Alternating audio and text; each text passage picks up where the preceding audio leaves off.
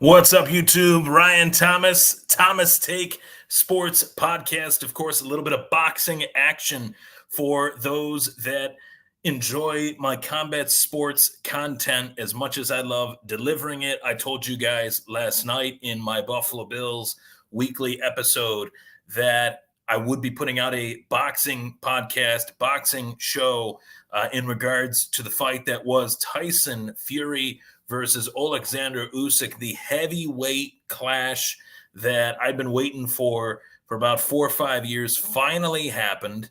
And maybe this wasn't like the heavyweight clash or the dream fight that Mayweather Pacquiao was, that we waited like 9 years for. But in terms of heavyweights, in terms of who's the best and finding out who's the best, the only two guys that could lay claim to that title or to that conversation, rather, were Tyson Fury and Alexander Usyk. So it was imperative that both of these guys got in the boxing ring and showed which one was better than the other. And to me, there are many seminal moments in sport. There are many seminal moments in combat sport, right? But when you're in those big fights that kind of determine who is the alpha of their era, who is the guy of their era, it's been debated in this new wave of heavyweights the last 5-10 years. Is Anthony Joshua better than Deontay Wilder? Is Tyson Fury better than Anthony Joshua? Is Alexander Usyk better than Anthony Joshua? Well, they actually fought. We got the answer to that question pretty resoundingly with 2 wins for Usyk against Joshua.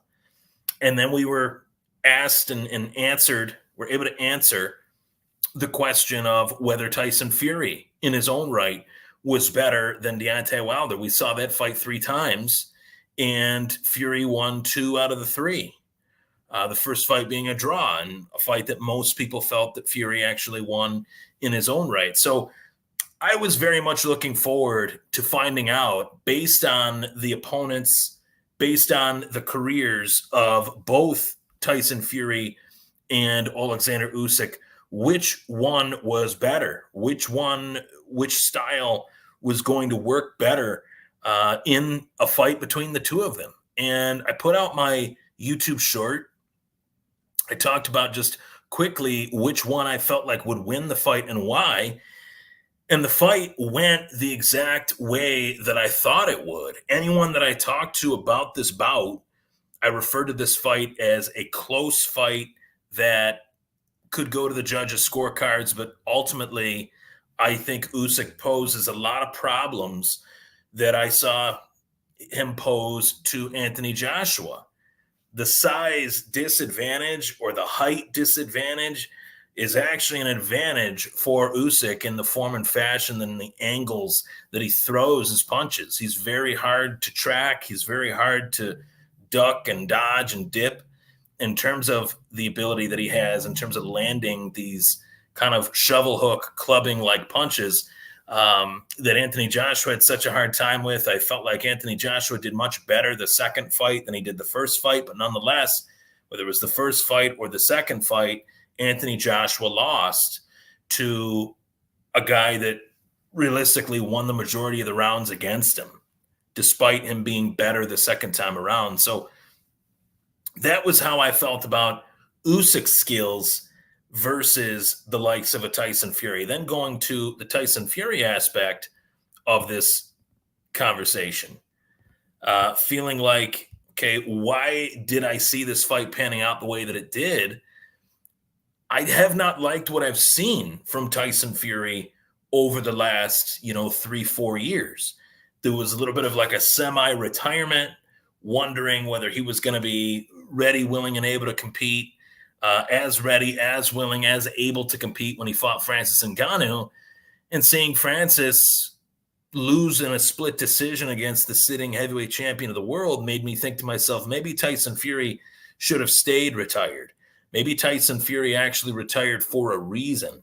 And maybe Tyson Fury is biting off a little bit more than he can chew going right from that very disappointing Francis Ngannou performance to the best heavyweight in the world outside of himself, the next best heavyweight, Alexander Usyk. For the first time in 25 years, you have a sitting, reigning, defending, undisputed heavyweight champion. And it bears the question, based on how, in many moments, how competitive that fight this past weekend was between Usyk and Fury.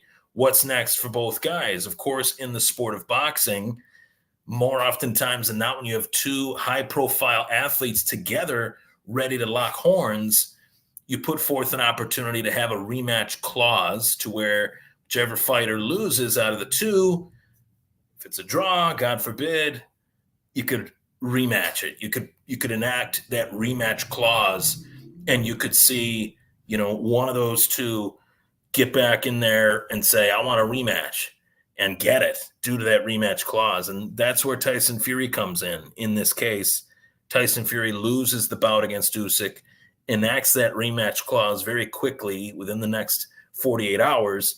And now come October, more likely than not, as we sit here May 23rd, more likely than not mid-October, Tyson Fury and Alexander Usyk will fight again in 5 months' time. So the training camps will pick back up about 10 to 12 weeks out from the fight. You might see Tyson Fury put in like a 14-week camp to try to reclaim what's his. I would assume that with this loss being the first loss in Tyson Fury's true loss